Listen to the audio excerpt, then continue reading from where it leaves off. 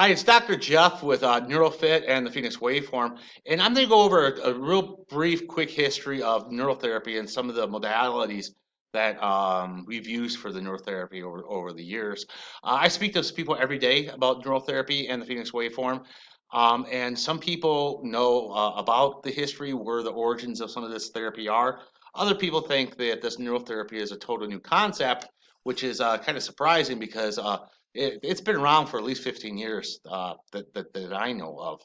Uh, so my initial experience coming across this was back in 2006.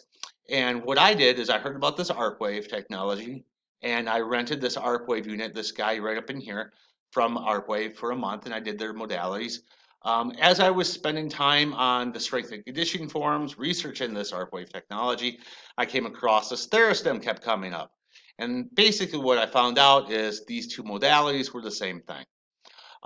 At the time, this ARPwave unit here, they wanted to lease this unit for me, lease it to me for $15,000. I ended up finding this Therastim U, so I purchased one of those. And basically, what we found out is that Therastim was from a company in Physiodynamics in Colorado, and they made the Therastim and the ARPwave. And eventually, what happened is ARPwave bought out the Physiodynamics. It got rid of the Therastims and started producing this ARPwave. And at the time, they were leasing this ARPwave for $15,000. A side note is about a month after I returned my ARPwave to the company, maybe a month or 2 months after that, I got a letter from Physiodynamics since they had my information since I called in and registered my unit with them, and they sent out a notice saying they're being bought out. They're actually being bought out by ARPwave, and they're giving their customers one last chance to purchase this unit here. It was the exact same unit that I rented from the ARPwave, and I returned to the ARPwave. But the Physiodynamics wanted to sell it to me for $5,000, where the ARPwave at the time was $15,000. I'm not sure what it is now, but we used all these modalities, these ARPwave RX100, the Therastim, and the ARPwave for many years. Great results with it. Our Therastim started getting a little old, and this unit right here, and really there wasn't much service, so no one was servicing these units.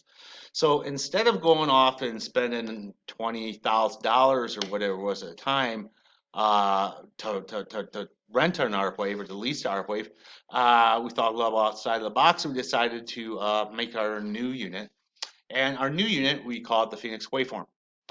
And the main difference between the ARPwave basically, what they did is the physiodynamics guys did, is best to my opinion, is best to my knowledge, is they took some of the traditional or the Russian stimulation out there, tweaked it with a DC current, and that's what made their unit a little bit different. The Therastim, though, that we had was operated on a sine wave, and we decided to use a square wave. So the square wave actually covers more area than a sine wave would do. A sine wave needs to ramp up and ramp right down. The square wave goes right up, straight across. So if you would see this area here where the sine goes up, this area here, there's no current going on. It has to build up. Where the square wave, it's going to go straight back up. So that's a pretty, just real brief nutshell. Like I said, that ARPwave, that Therastim's been around for at least 15 years that I know of, maybe even longer than that. We got a hold of it back in 2006. And then we decided to make a couple of changes or tweaks to our unit rather than spending that type of money. You got the ARPwave protocols that have been around for many years. I'm not real familiar with all of them. And then we have ours that we developed through the use through the years in our office. So that's just a brief history on that. We just want to know that this stuff is based on this Therastim and this other ARPwave at the time, and it's evolved over the years. And we've developed many new protocols and training methods with our unit, with our Phoenix units. So I just wanted to give a brief history on kind of that little history with some of the modalities.